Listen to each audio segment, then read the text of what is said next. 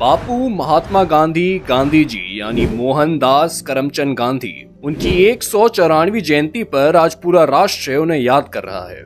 गांधी जी का जन्म 2 अक्टूबर 1869 को गुजरात के पोरबंदर में हुआ था। उन्होंने पूरा जीवन लोगों को अहिंसा का पाठ पढ़ाया। अंग्रेजों को भी उनके सामने झुकना ही पड़ा। देश आजाद हो चुका था, भारत के लोग खुश थे, देश में लोकतंत्र का परचम लहराने लगा था। लेकिन ये खुशी उसी वक्त राष्ट्रीय शोक में बदल गई जब 30 जनवरी 1948 को नई दिल्ली के बिड़ली भवन में गांधी जी की गोली मारकर हत्या कर दी गई थी। हम आपको विस्तार से बता रहे हैं पूरा घटनाक्रम, जो भारत के इतिहास में एक दुखद अध्याय बनकर रह गया। हिंसा से बड़ा इंसानियत का कोई दुश्मन नहीं है। मेरी तो तमन्ना भी है, मेरी तो आशा भी है, ईश्वर से प्रार्थना भी है कि हिंदुस्तान ऐसा बने कि जिससे सारी दुनिया कहे कि अगर आज़ाद बनना है तो हिंदुस्तान के जैसे आज़ाद बनो।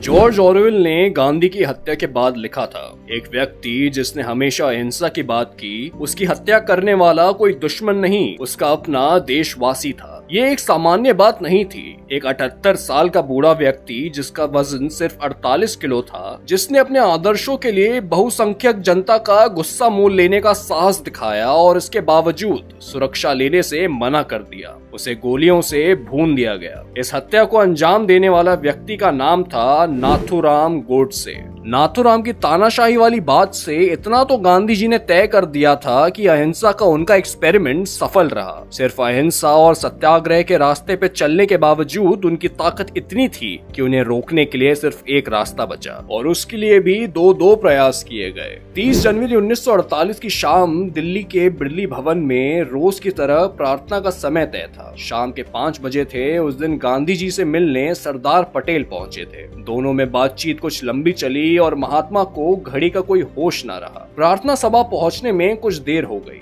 अपनी भतीजियों का हाथ थामे गांधी 5:15 पर प्रार्थना सभा में पहुंचे। लोगों में हलचल थी। बापू आ गए। तभी खाकी बुश जैकेट और नीली पैंट पहने एक व्यक्ति आया और बापू के पांव छूने लगा। मनुबेन ने उस आदमी से कहा, बापू पहले ही 10 मिनट लेट हैं, उन्हें क्यों शर्मिंदा करते हो। ये व्यक्ति था नाथूराम गोडसे। अपनी किताब लास्ट ग्लिम्स ऑफ गांधी में मनुबेन लिखती हैं, गोडसे ने उन्हें जोर का धक्का दिया जिससे उनके हाथ में रखा सारा सामान जमीन पर गिर गया। पीछे से गोलियां चलने की आवाज आई। मुड़कर देखा तो गांधी जी नीचे गिरे पड़े थे। उन्हें अंदर ले जाया गया, लेकिन उस दिन वहां कोई डॉक्टर मौजूद नहीं था। उनका बहुत सा खून बह चुका था और कुछ ही मिनटों में उन्होंने प्राण त्याग दिए। बाहर नाथूराम हाथ उठाकर पुलिस चिल्ला रहा था। जनवरी 31, 1948 को न्यूयॉर्क टाइम्स की रिपोर्ट के अनुसार हर्बर्ट रेनर नाम का एक अमेरिकी व्यक्ति ने नाथूराम गोडसे को पकड़ के उससे पिस्तौल छीन ली। मौके पर मौजूद लोगों में से कुछ ने बाद में बताया कि गोडसे ने भागने की कोशिश नहीं की और आत्मसमर्पण कर दिया। आपने गांधी जी की हत्या क्यों की? गिरफ्तारी के बाद गांधी के सबसे छोटे बेटे देवदास नाथूराम से मिलने पहुंचे। इस घटना का ब्यौरा नाथूराम के भाई गोपाल गोडसे ने अपनी किताब गांधी मर्डर एंड आफ्टर में किया है। देवदास को नाथूराम के बारे में कुछ भी नहीं पता था। उन्हें लगा कोई सिरफिरा ही होगा जो गांधी पर गोली चलाएगा। लेकिन जब वे हवालात में गोडसे से मिलने गए तो गोडसे ने उन्हें पहचाना और कहा, मैं समझता हूँ आप देवदास गांधी हैं। देवदास को हैरानी हुई।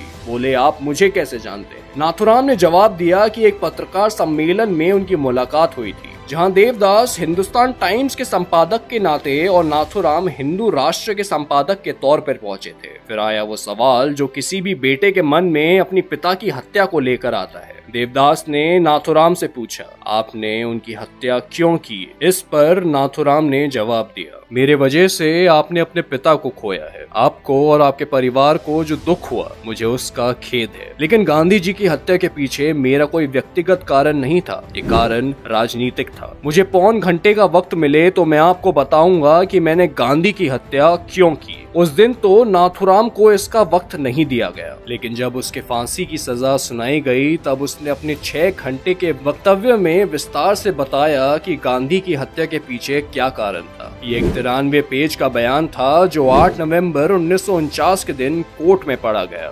गांधी अनशन पे था। उसकी मांग थी कि भारत में दंगे रुके और भारत पाकिस्तान को उसके हिस्से के 50 करोड़ दे दिए जाए। नाथूराम ने अपने बयान में इस बात का जिक्र किया और तर्क दिया कि जब तक गांधी जिंदा रहेंगे तब तक भारत और हिंदुओं के खिलाफ काम करते रहेंगे। उसने कहा, गांधी ने जब मुस्लिमों के पक्ष में अपना अंतिम उपवास रखा तो मैं इस नतीजे पर पहुंच गया कि गांधी के अस्तित्व को तुरंत ही खत्म करना होगा। गांधी ने दक्षिण अफ्रीका में भारतीय लोगों के हक दिलाने के लिए बहुत अच्छा काम किया था, लेकिन जब वे भारत आए तो उनकी मानसिकता बदल गई। सही और गलत का फैसला लेने के लिए वे खुद को अंतिम जज मानने लगे। अगर देश को उनका नेतृत्व चाहिए तो उनका अपराजयता को स्वीकार करना जैसा था, और अगर देश उनके नेतृत्व को स्वीकार नहीं करता तो वे कांग्रेस से अलग राह पर चलने लगते। गोडसे की शिकायत थी कि गांधी खुद को सही और अपने विरोधियों को गलत मानते थे, लेकिन ये बात तो सभी लोगों पर लागू होती है। बाय डेफिनेशन आप खुद को सही और विरोधी को गलत मानोगे, इसीलिए तो वो आपका विरोधी है। सभी यही मानते हैं कि उसने जिस बात को समझा है, जाना है, वो सही है। यह भी स्वाभाविक है कि दूसरों को वो बात गलत लग सकती है, लेकिन जब तक हिंसा का प्रयोग ना हो। एक सभ्य समाज में विरोध दर्ज करने का तरीका बंदूक नहीं है। बंदूक से आप अपनी बात को सही नहीं साबित कर सकते,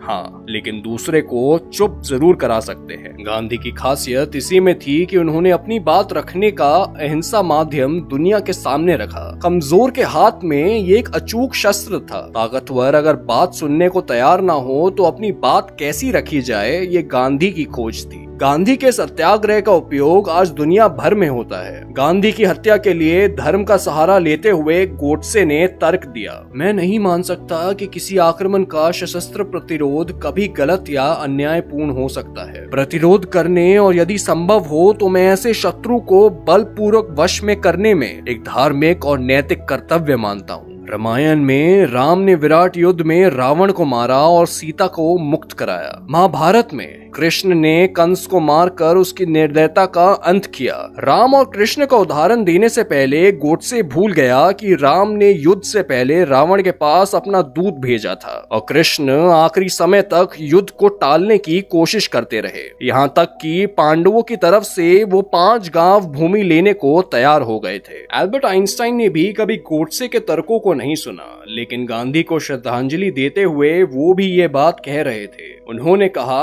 अंत में वो अपने आदर्शों का शिकार बन गया। अहिंसा का आदर्श।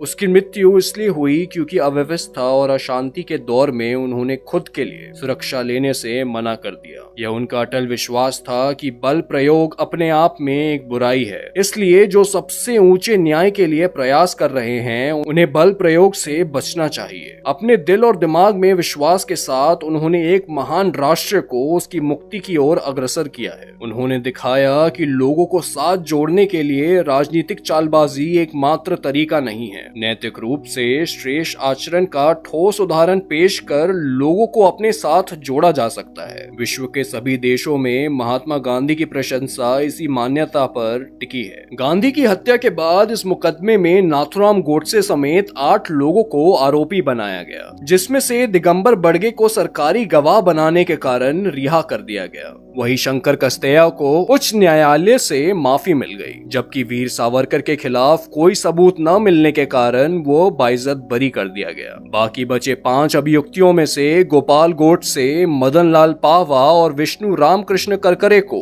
आजीवन कारावास हुआ, जबकि नाथुराम गोडसे और नारायण आप्टे को 15 नवंबर 1949 को फांसी पर लटका दिया गया। 30 जनवरी 1948 से पहले भी नाथुराम गोडसे ने बापू की हत्या के लिए मई 1934 और सितंबर 1944 में नाकाम कोशिश की थी। अपनी साजिश में नाकाम होने पर वह अपने दोस्त नारायण आप्टे के साथ वापस मुंबई चला गया। इन दोनों ने दत्तात्रेय परचूरे और गंगाधर दंडवते साथ मिलकर बैरटा नामक पिस्टल खरीदी। 29 जनवरी 1948 को वापस दोनों फिर दिल्ली पहुंचे और रेलवे स्टेशन के रिटायरिंग रूम नंबर 6 में ठहरे थे। गांधी जी ने अपने बात मनवाने के लिए किसी भी बल का इस्तेमाल नहीं किया। वो अपने आदर्शों के लिए सत्याग्रह का रास्ता चुन रहे थे। गांधी की हत्या इस बात का सबूत है कि वे कितने प्रभावी थे। उनकी हत्या सिर्फ इसलिए कर दी गई कि उनके प्रभाव का आप मुकाबला नहीं कर सकते।